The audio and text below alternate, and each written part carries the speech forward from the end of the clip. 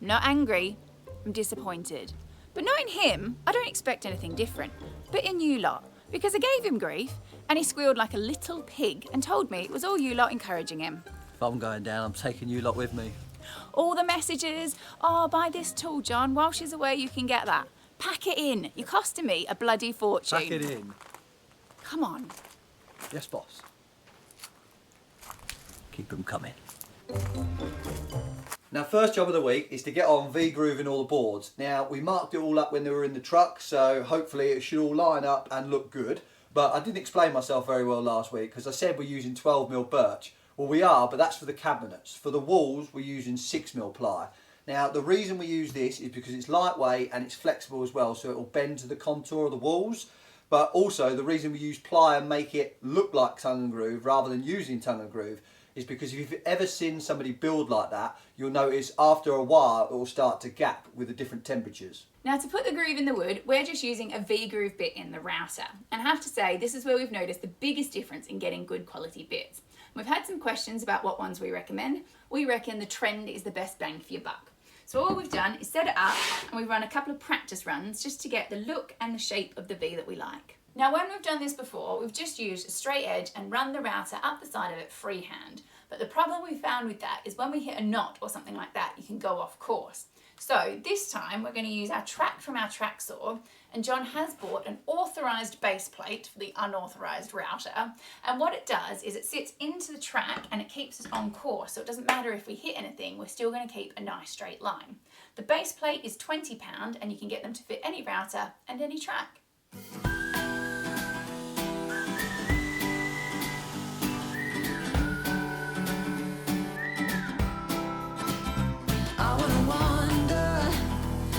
The valley where the river takes far away from home. Time to ponder in the fields around me where there's nothing but the breeze and the great unknown. Now, he always tells me that 90% of the quality of a finish is in the prep work. But have you ever noticed who does all the prep work? The boring old, monotonous old prep work. Old Muggins over here.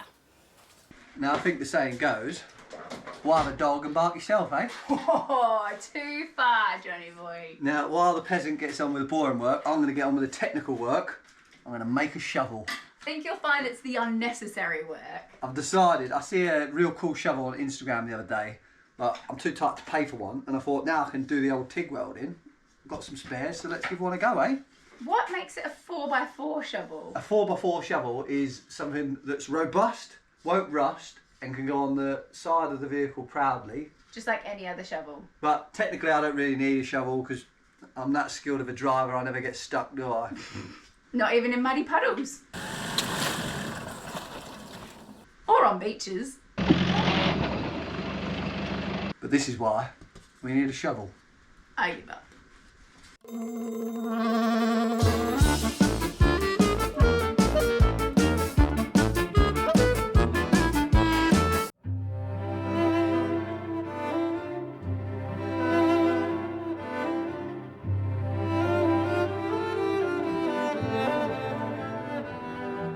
We reckon about there?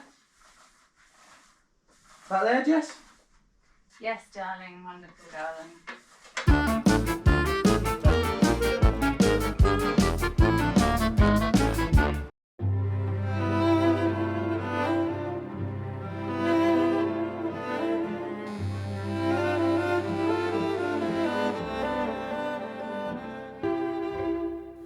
What do you think? Bit of powder coating? She's a beauty. Made me a shovel. So I got another coat of paint on those boards last night, and this morning we've run the wire in and taped it up, and we've siliconed this board in which we're going to fix the light to and taped that up to. So now I need to carpet this pop-top roof. And I've got another little tip for you with your carpeting, which I have mentioned before, but just in case you haven't seen it, because it is a bit of gold, I use chalk to do my marking up if I've got any big bits to cut, or awkward shapes as well that I wouldn't use a soldering iron for, because it marks the carpet really easily, but also it dusts off as well, so you never know it was ever there. Just get some on and see how we go. Whoop. Oh, beautiful, huh?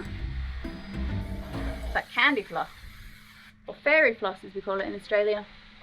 Everyone thought that was hilarious when I first moved here. Tell you what though, you can't beat a good rug, can you? Good rug? A good bit of carpet. I know it's a bit old school, but I don't mind a bit of rug, mate. Oh my god! Why do you have to turn everything? I'm talking about the carpet! Is this a rug, is it? Oh my god. It's lucky when we're in a camper for ages anyway. Right, hold it up. Get it up, John, get it up. I look like one of those, or one of those, you know, those people that put out the inflatable people that put out the front, wave around in the wind. Right, where's my hole?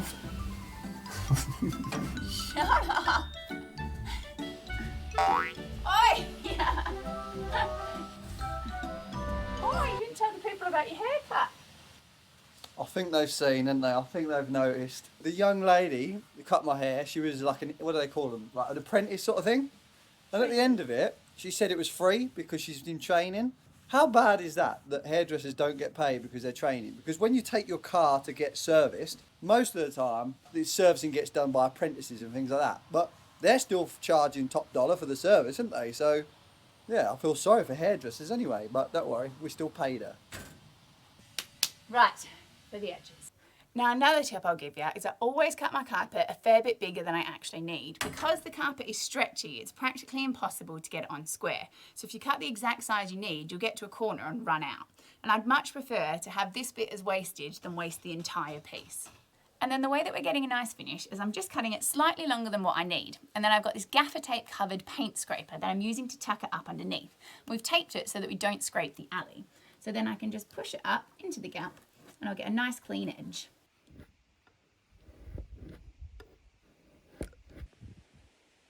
Well, we're just in time for the rain to come, but that'll ding dang do for me. And then the last job we need to do with the roof is we need a light. And I suppose if he's going to spend all my money on tools, I may as well use them. But one tool I do love is this little spider grip clamp that he's got. It was a tenner off of eBay and it really is useful, particularly if you're like me and you don't have very steady hands.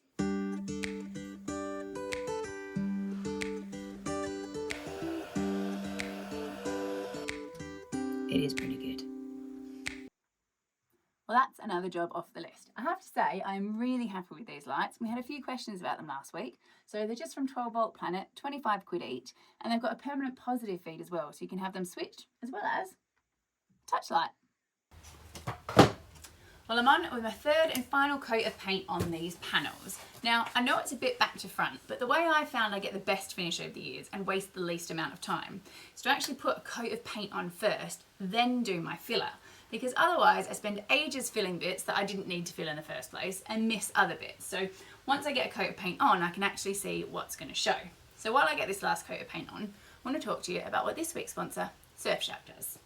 So Surfshark is a virtual private network and it keeps you safe online by switching the real location of your device with a new one. It also encrypts all the information that's sent between your device and the internet. This means your city, your country and your download history can't be linked to your identity. And all your personal information is protected from cyber criminals, hackers and big companies. And with everything we've been buying online to build Bid Red and all of John's unauthorised purchases, it's good to know that we're safe online and all our transactions are protected. Another benefit of Surfshark changing your location is it allows you to virtually travel all around the world, which means you can get cheaper travel deals, get access to more shows on your subscriptions like Netflix, and help you find the information you actually want. So for example, I'm doing lots of research at the moment about shipping the Sainsbury's van to Canada at the end of the year. And when I am, I change my location to there, which makes it so much easier to find local information. So one of the first things we'll need when we get the van from the port is some gas. And by changing my location, I can search for local suppliers and I'll know what we need and where we need to go when we get there. Now you can use Surfshark on unlimited devices and they do a 30-day money-back guarantee, so you can try it risk-free. They'll also give you an extra 4 months for free if you use the code TRUEBLUE. I'll put a link in the description or you can click the QR code just here. Now some of you eagle-eyed lot out there might have noticed we're a bike down in the workshop, and that's because I've had to sell the Trumpet. Now we've only used it once this year and I don't think we'll use it at all next year because we're going to be away for so long, so that's had to go. But the good thing is it's made more space for tools, and sadly the old Defender's up for sale too. Now I am proper gutted to see this old girl go because I always wanted to own a Defender, and I have to be honest, I loved using this even more than I ever thought that I would. But with big old Red burning away, we just can't keep them all and we can't use them at the same time. And part of what we wanted to do is to travel the world and to try as many different vehicles as we possibly can. But it definitely won't be the last Defender we own, because one thing we'd love to do is to get a 130 and build a whole GRP box body on the back of it. But that's for another day. But I do have a question for you. If you could pick one of these, which would you choose? So the Landy is listed on eBay, but there's another thing that we wanted to ask you guys. So we've had quite a few messages about doing raffles, and it is something we're looking into and trying to find out whether it would be possible or not, because there's a lot of background stuff with it, as you can imagine. But one thing we wanted to ask is what you guys actually think of raffles, because there's obviously lots of positives to them, but we know they get a negative rap as well. So if you've got any ideas or any thoughts on raffles, we'd love to hear your opinions, particularly if there's something you think that's not great about them. But I do just love the idea that someone could win one of our vehicles for a £5.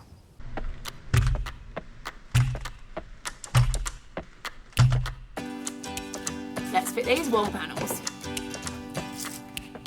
Easy. See, this is why I like to have loads of different drills as well, you see, because then I've got one with a drill bit in to drill the metal, one bit with a drill bit in to drill the wood, one bit for countersink and one bit for a screwdriver.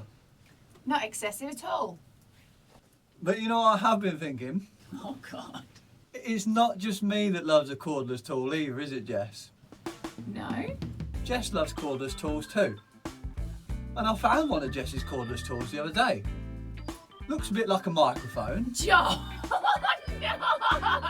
But it hasn't got any brand on it, so I didn't know what it was. And then I turn it on, and it's a bit like a die grinder, because it vibrates. But then it's got like a rubber head on the top, so I don't know what it does really. But I'll tell you one thing, it looks like it's been well used. Needs to be. Oh, John. Tell you what, this is a bit of a blue episode, isn't it? True blue. So we got this first panel on and I'm over the moon with how it looks, especially around this seal here, because that was the hardest bit to cut when I was doing the panel, and you don't know 100% how it's going to look until you get it all fixed on. But the way we fix the boards on is we put some adhesive sealant on first, so then if there is any low spots or anything like that, it's still glued to the wall. But then we countersink some holes and put some countersunk screws in. Now, I did make a little mistake here. I drilled a hole too low. So what I do with them is I countersink the hole still. So when we come to fill it, it'll be a lot easier to blend in and it won't stand out so much.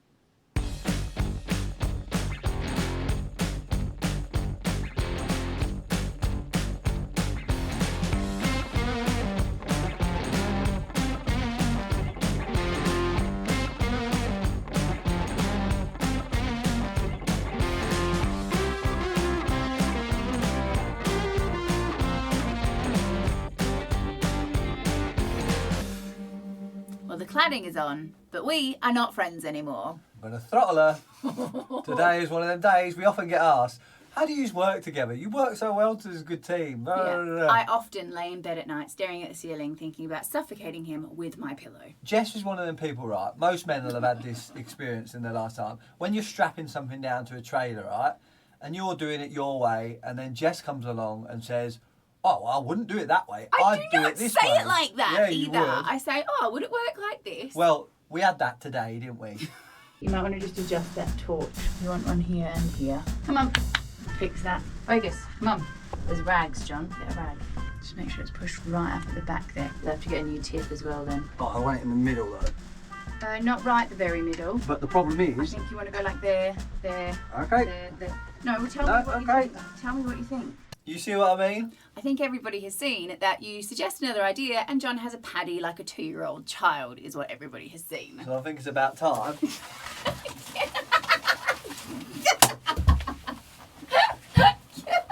Give it up. Well, I've had to send John to the front because he needs a timeout. But what made this so difficult was, in truth, a bit of a design flaw. And that is, we made it so that the back panels had to go in after the side panels. And we knew that we wanted to put a combination of sealant and expanding foam on these side panels, particularly where the shutters used to be, so we didn't have any voids and we got good adhesion. But obviously that goes off quickly, and we needed to put these plaster supports in to push it out against the walls.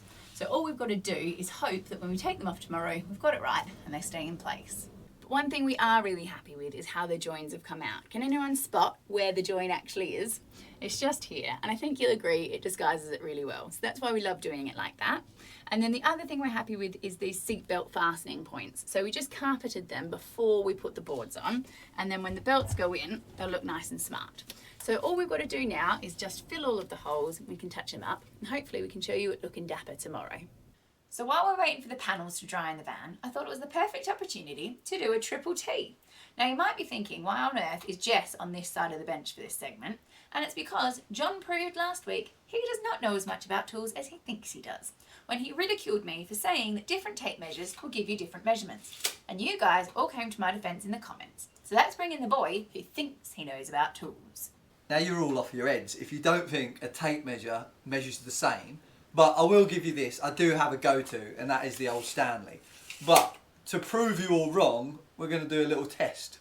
This is going to be glorious. So after much deliberation, we have agreed the terms of the competition, and that is we're using the laser level set up against this straight edge at exactly 50 centimetres, and I'm using John's favourite tape measure, so he can't say that it's rigged. Are you ready to be wrong? Now you made your first mistake there, it's 500 mil, not 50 centimetres. They're the same measurement. Let me just check. Right. Do you agree that that is 50 centimetres? We'll have it, we'll have it. 500 mil. Right. First measurement is no holding it. What we got? What we got? We've got 499. 499. We're a mil out to start with. That's not good. What was that? It's not looking good for you, is it? The old forged steel let me down. DIY power force we're going for now. That one's about 48. That is. Bloody hell. Made a mess. I'll tell you what that's happening with that one. Stanley is 50. I'm not calling that 50. That's a 50. Good old Stanley. And lucky last, this is my special one I keep in my handbag. I haven't got much hope for this, have you lot? Not after the last one. Oh, dear. About 495. 3 millimetres out. Oh, get that in the bin and all that. No, I love that one. But anyway, I think the people would like to hear it, John. What were you? You were? I have to say, I won't be using different tape measures ever again. We all know the only measurement we need though is about 8 inches, isn't it? No wonder he likes his measurements a bit out of whack. So even though you need to make sure that you use the same tape measure, we'll let Annabelle tell you what they all are. Brilliant bit of kit for the workshop. And Annabelle and Marianne happen to have sent me a video to help me celebrate this momentous occasion.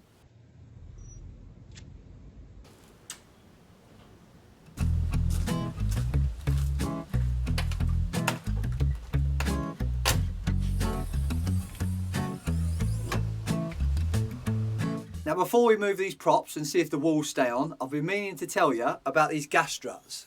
Now remember when we did this bed frame and the gull wing, the gas struts we had weren't strong enough to hold it up and we didn't know what pressure to go for. So what we did was we got these adjustable ones.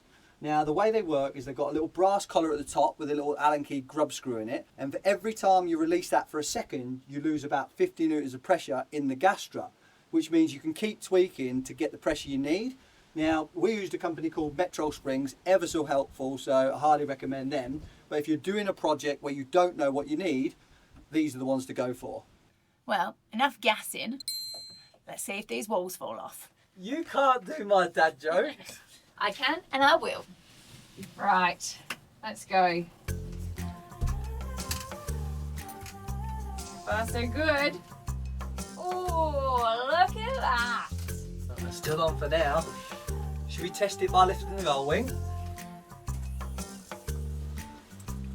She's on. There you are, that is beautiful, that. You know what I reckon that is? What? Where you put them clamps. I reckon that worked a treat, eh? Yeah, I wonder how that happened. I'm just trying to cheer her up because she's in a bit of a foul mood this morning. Because I was up for a wee at 5:20 this morning, He woke up, that was it, day was on. Shall we tell you the whole story, No, shall we we? shall not tell you the whole story. Now, No. if you're still here, then you've heard it all anyway, so you might as well hear this one. No. Now, you know why I woke up? Because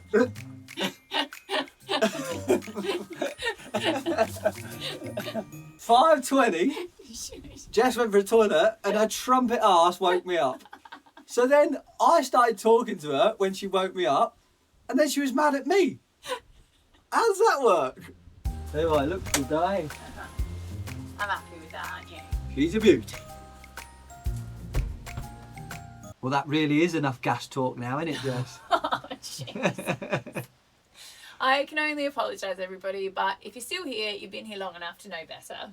So the last thing I wanted to show you inside, apart from the fact that we're just buzzing with how it looks, is that we haven't V-grooved this wall, which you've probably noticed. But that's because this whole wall is going to get covered in a cupboard. So it seemed a bit senseless to waste our time V-grooving that when you're never going to see it. Now, I'm sorry we haven't got as much done this week as we usually like to get done in a video, but it's been a bit of a crazy week. I can't even blame Jess's brakes on this one, but what we've been doing, we can't really speak about at the minute, but hopefully we can in a few months' time. Yeah. And before anyone asks, no, Jess isn't pregnant. We No. get that quite a lot. We really do. I just like cake. And from this episode, we'll know why she's not pregnant, because Shut up. it seems I don't get looking anymore.